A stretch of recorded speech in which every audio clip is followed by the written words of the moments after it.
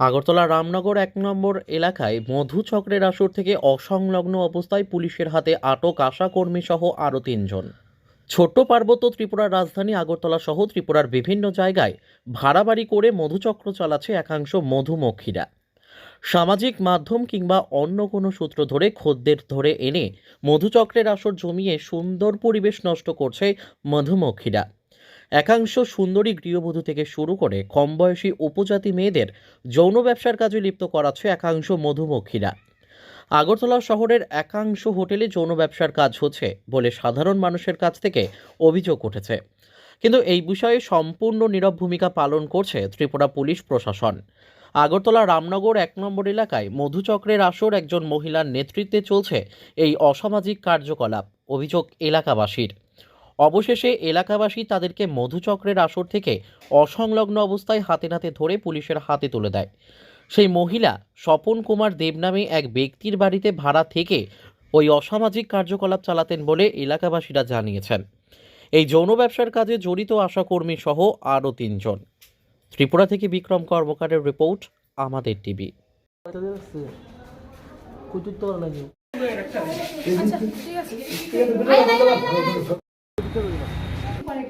আপনার বাড়ি তত মহিলা কি গেল?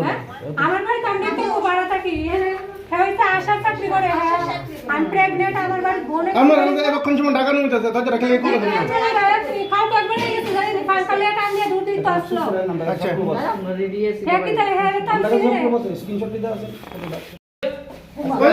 আমি তালা লগে দেখি ম্যাডাম তো ধরতেছে তো ধরে লোক না। মুখ খুলতে কও তাড়াতাড়ি। একটা পিঠা দন দরকার, তার আরেক পাড়া যাইব তো ধুনা দন দরকার যে তারা কি ভাড়া থাকে? তারা ভাড়া থাকে। হ্যাঁ তুমি কই দিতেছ? কই দিতেছ? কেমনে ভালো না? তো তুমি পিছনের দিকে গালাগালি কইছে কইছে তারা আই কি কইছে হাজবেন্ড সিআরপিএফ চাকরি করে আর তারা স্পেশাল ডিউটি করে আর একজন এক মহিলা বাচ্চার করে রুগীর ডিউটি করে, তারপরে রুগীর ডিউটি করে তাহলে স্পেশাল ডিউটি করে। ওই আজকে কি শুনছেন? আজকে তো কিছু শুনছি না। এখানে একটা অসামাজিক কাজ হচ্ছে, ঠিক আছে?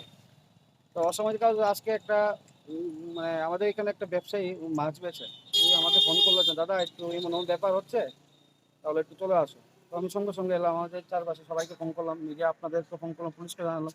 যে একটা বাড়িতে ঢুকে দেখলাম এসব একটা অশ্লীল মানে কি বলবো ভাষার মতন কিছু নেই। তো দেখলাম, এটা দেখে খুবই বাজে লাগলো। আমাদের পাড়াতে এইসব কাজ হবে আমরা জীবনে ভাবতে পারিনি। বাড়ির মালিককে আমরা খোঁজ নিলাম, উনি আগরতলাতে নেই। তারপরে একটা আশাকর্মী একটা মহিলা ছিল।